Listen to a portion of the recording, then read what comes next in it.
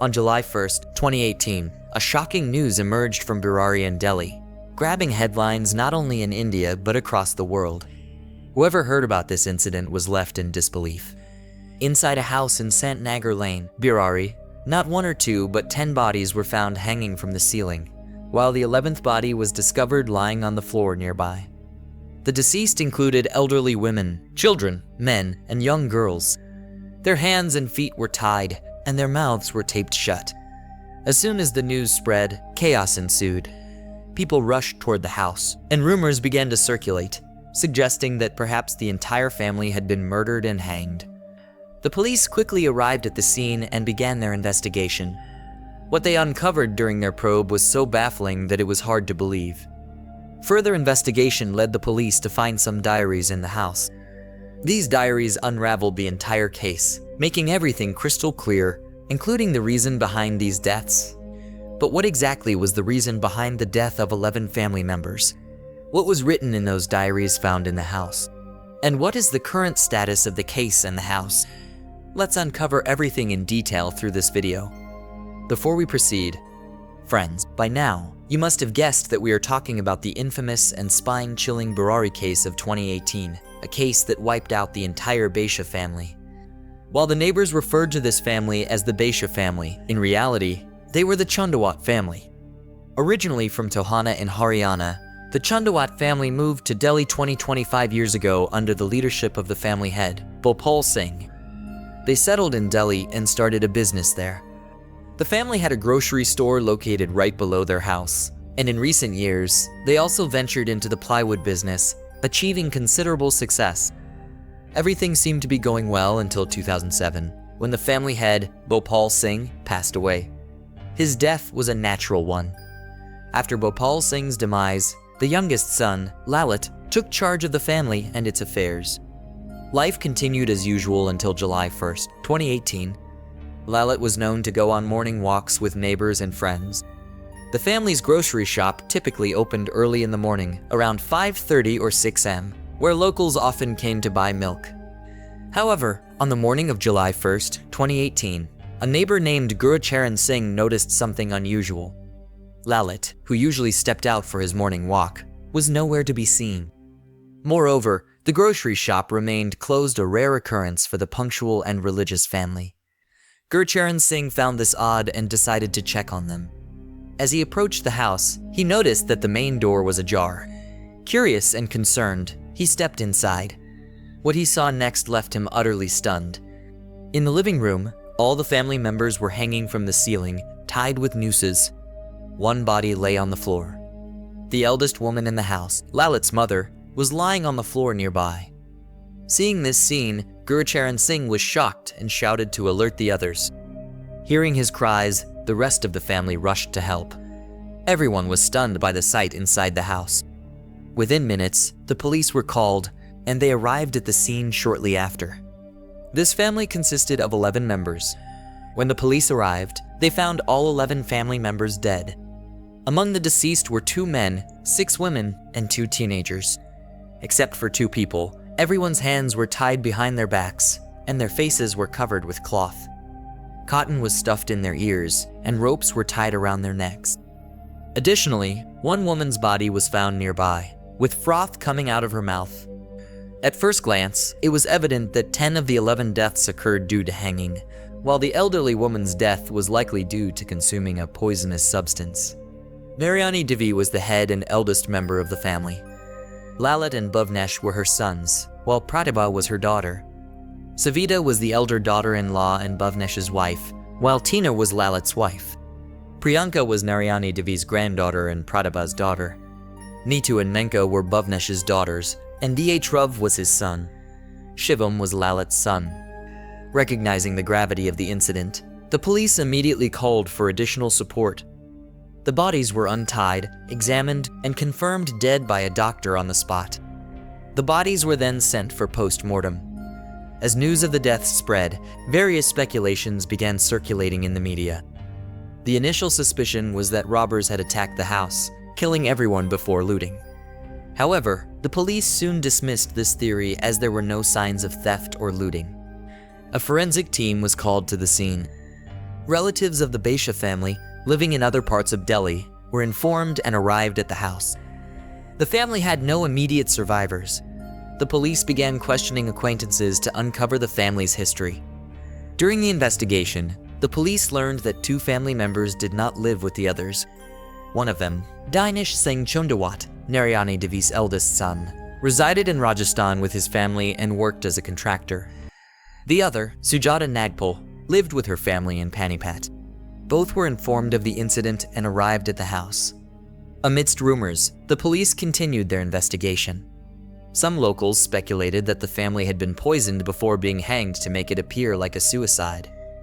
This suspicion arose because the main door was open. The police awaited the post-mortem and viscera reports to confirm if the victims had been drugged or poisoned. The reports revealed that the cause of death was suicide by hanging for 10 family members, while the elderly woman had consumed poison. No traces of poison were found in the bodies of the other 10 victims. The question arose, how could all family members commit suicide together? To uncover the answer, the police began searching the house thoroughly. During their search, the police found 11 diaries. The contents of these diaries gradually unraveled the mystery. One of the diaries belonged to Priyanka, in which she wrote about her personal experiences and an old love affair, describing it as a mistake. Surprisingly, Priyanka apologized to her uncle Lalit in the diary. This raised the question, why was Priyanka apologizing to Lalit? The answer to this lies in the further investigation of the diaries by the police. After a thorough examination of all the diaries, the police uncover some truly shocking revelations. According to the diaries found inside the house, the cause of all these deaths was rooted in the writings of Lalit. It all began in 2007. If you remember, at the start of the video, it was mentioned that Lalit's father passed away in 2007. According to those close to the Baisha family, Lalit was extremely attached to his father. His father's death left Lalit in deep shock, and he became withdrawn and silent. However, after some time, he returned to a normal life and took charge of the family responsibilities. As per the revelations from the diary, after his father's death, Lalit began claiming that his father's spirit communicated with him. Initially, nobody paid attention to Lalit's words, but as time went on, incidents occurred that led people to believe him. After the father's death, the family's financial condition deteriorated significantly. However, with hard work over some time, Lalit managed to improve the family's economic situation. While people credited Lalit for this, he attributed it to the methods his father had conveyed to him. This further strengthened Lalit's hold over the family. During this period, Lalit had an accident while working at a plywood shop, which caused a severe head injury, leading to the loss of his voice. He remained mute for 6 years, but one day, he suddenly started speaking again. Lalit explained to his family that it was his father who enabled him to regain his voice, guiding and blessing him. Following these events, the entire family began to follow Lalit's instructions without question. According to the diaries, Lalit often wrote down certain things at specific times, and the family would strictly adhere to them. Lalit claimed that these writings were not his own thoughts, but instructions from his father's spirit. One such incident involved Priyanka, a family member around 33 years old, who worked in a multinational company but wasn't getting married. Lalit wrote in his diary that worshipping a banana tree would solve this problem. The family followed this ritual, and coincidentally, Priyanka soon received a good marriage proposal. Her engagement was finalized shortly before the family's tragic deaths, and a wedding date was set for December. The engagement video of Priyanka went viral on social media after the family's demise, showing everyone dancing joyfully. This further cemented the family's blind trust in Lalit. Whatever Lalit instructed, the family followed unquestioningly. The shocking conclusion revealed that the collective deaths of the family were also orchestrated under the influence of Lalit's diary. Lalit convinced the family that some actions in the past had angered their father's spirit. To appease him and ensure salvation, a special ritual needed to be performed.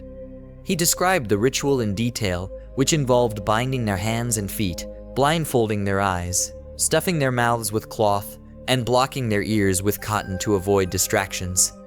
Initially, the ritual was planned for June 30th, but a guest visit delayed it. The family carried out the ritual on the night of July 1st, 2018. After performing a Havan sacred fire ritual as instructed by Lalit, he and his wife tied the hands and feet of all family members, blindfolded them, and placed cloths over their mouths and cotton in their ears. Following Lalit's lead, all family members hung themselves from the ceiling, believing they would be saved by their father's spirit and achieve salvation. Unfortunately, no such miracle occurred, and they all lost their lives. Lalit had convinced his family to such an extent that even before their deaths, he had poisoned his mother, Narayani Devi, claiming it was on his father's instructions. The family members ate chapatis prepared by Narayani Devi before the tragedy, which Lalit had mentioned in his diary. Some speculated that the diary was planted by someone else, but handwriting experts confirmed that the entries matched Lalit's handwriting. Further investigation involved psychologists and psychiatrists, who concluded that the family suffered from a shared delusion or psychosis. In this condition, one person's delusion influences others, causing them to share the same false beliefs. After Lalit's father's death, Lalit entered a state of shock and began hallucinating that his father was guiding him. Over time, he convinced the entire family of this illusion, leading to the tragic mass suicide. The house, now infamous, was later rented out in 2020, but the tenants left shortly after, citing strange occurrences. Currently, Mohan Kumar, who runs a diagnostic lab and grocery shop, resides there with his family, paying Rupee 10,000 per month in rent. He claims to have experienced nothing unusual in the house. What are your thoughts on this tragic? Let us know in the comments below. If you appreciated our effort, please like, share, and subscribe to our channel for more such crime stories. Thank you.